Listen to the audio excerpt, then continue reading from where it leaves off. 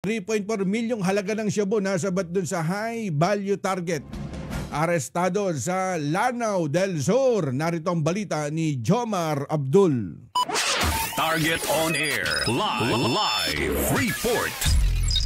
Corex, isang high-value target o HVT ang naaresto at mahigit nasa 3.4 million pesos na halaga ng hinanalang shabu ang nasabat sa isang bypass operation sa Barangay Sundig, Taraca, Lanao del Sur noong araw ng Biyernes, Mayo 23, 2025.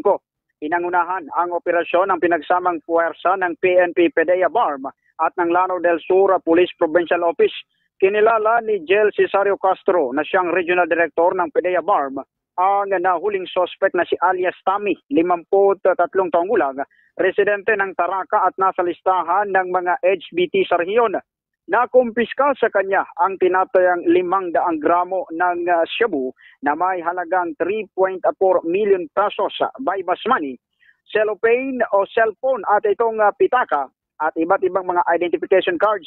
Kasalukuyang nakakulong ngayon si alias Tami sa PDEA BARM Jail Facility at sa ilalim sa inquest proceedings para sa paglabag sa Republic Act 9165 o Comprehensive Dangerous Drugs Act of 2002. Masa pahigpitin pa ngayon, Karex, ng PDEA BARM at ng PNP ang kanilang kampanya kontra ilegal na droga upang mapanatili ang kapayapaan at kaayusan sa rehiyon. Mula dito sa rehiyon ng Bangsamoro, Jomar Abdul nagulat para sa Target on Air sa DZME 1530, ang Radyo TV. Target on Air. Live report.